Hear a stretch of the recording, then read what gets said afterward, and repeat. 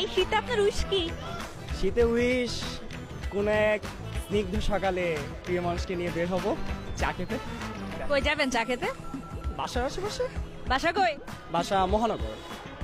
মহানগর? আল্লাহ, আমার বাসা কাছে। আসলে কোন কয় নম্বর রোডে? চলেন দেখা করবো একদিন, চায়ের দাওয়াত রইল।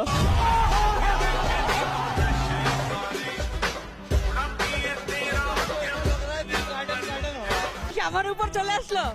এখন আপনি এখানে সুন্দর বেশি, তো আপনার উপরেই উইশ হবে। বান্ধবী এক জিনিস, কিন্তু বড় অপুর মায়া তো আরেক জিনিস।